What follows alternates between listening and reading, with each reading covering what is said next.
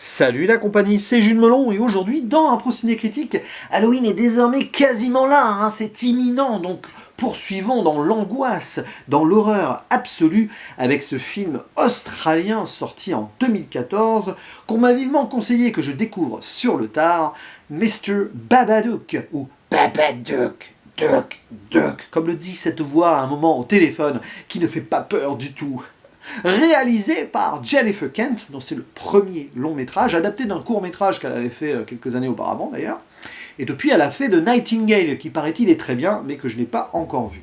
Et au casting, dans le rôle principal, nous avons Essie Davis, qu'on a pu voir dans The Matrix, et qui interprète ici la mère, Amelia, veuve, qui élève seule son enfant de 6 ans, Samuel, interprété par le jeune Noah Wiseman, qu'on a pu revu au cinéma depuis d'ailleurs. Et parmi les actrices-acteurs secondaires, citons la présence de Daniel Henshall, pour un petit rôle, mais d'une importance assez capitale quand même.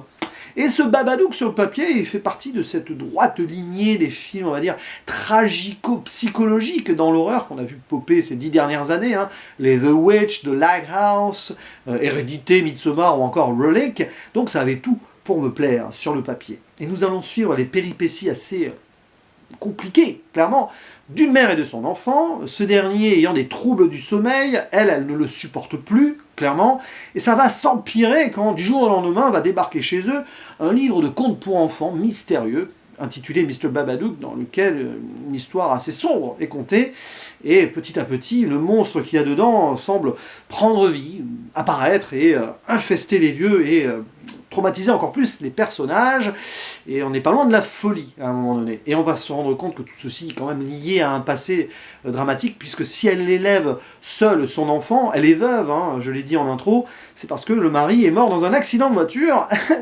le jour où elle allait accoucher du petit. Donc ce qui est terrible, c'est que l'enfant est venu au monde quand son père est mort.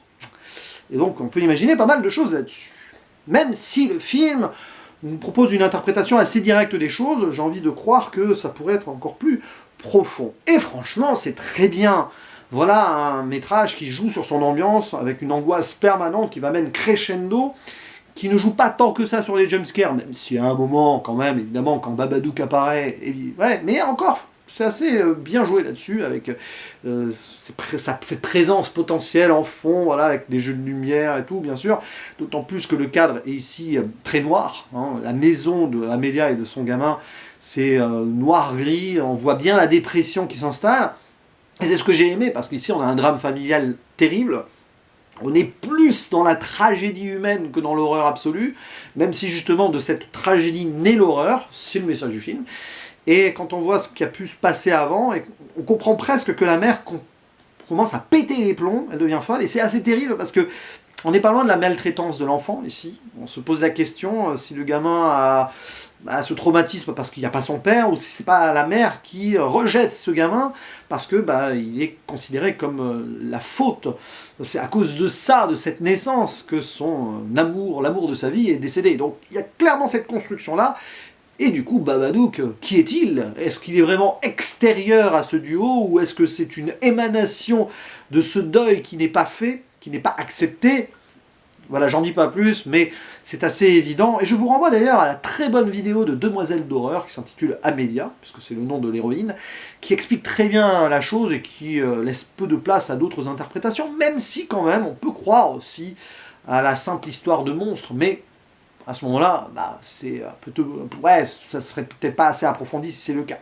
Mais voilà, les acteurs évidemment sont très bien, surtout Essie Davis en principal, une héroïne qui porte le fardeau de son passé sur le dos et qui forcément fait des erreurs parce que son gamin elle a du mal à l'aimer, c'est assez dur quand même à un certain moment, le petit souffre beaucoup, c'est un rôle très très intense pour le petit Noah Wiseman, c'est peut-être pas pour rien que depuis il a pu jouer.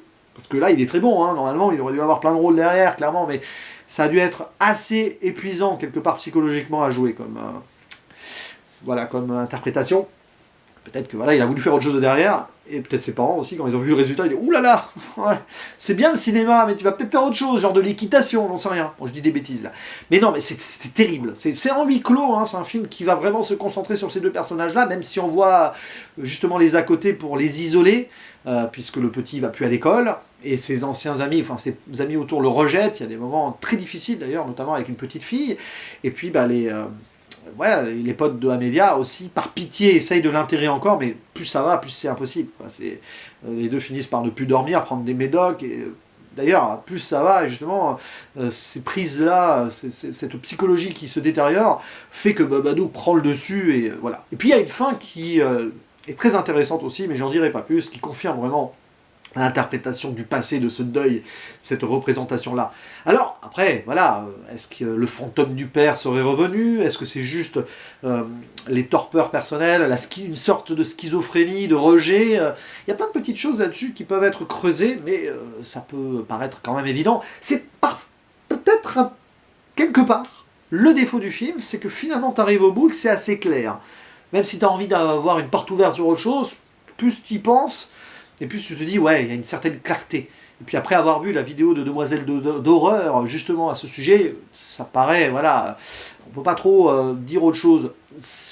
Voilà, alors les films sont très évidents comme ça veut dire qu'ils se tiennent et qu'ils sont très bien écrits, c'est clairement le cas, mais peut-être, voilà, il manque d'autres subtilités derrière. Mais franchement, à part cela, hein, c'est chipoté, c'est couper les cheveux en quatre, ça fait partie de ces films d'horreur assez importants de ces 10 dernières années, il est sorti il y a 7 ans déjà, que je vous conseille, là, si vous ne savez pas quoi regarder ce week-end, c'est peut-être le moment de le découvrir si vous ne l'avez pas vu, ou de le revoir. Je crois qu'il est sur Netflix, il me semble, à vérifier, mais je crois que je l'avais vu là-dessus, enfin, je l'avais vu dans la liste. Bon, je ne l'ai pas vu sur Netflix pour le coup, mais j'aurais pu.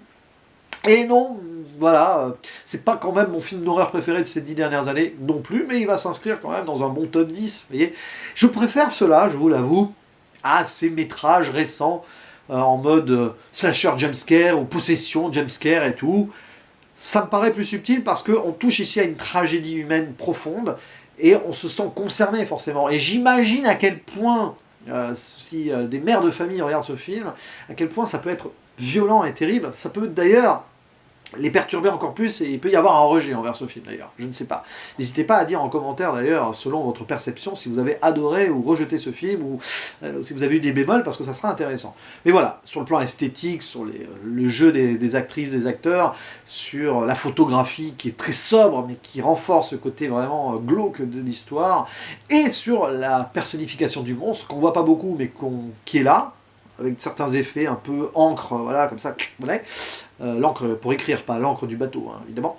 Franchement, ça fait son effet. Et ouais, j'ai eu des petits moments de crispation sans avoir très très peur, bizarrement.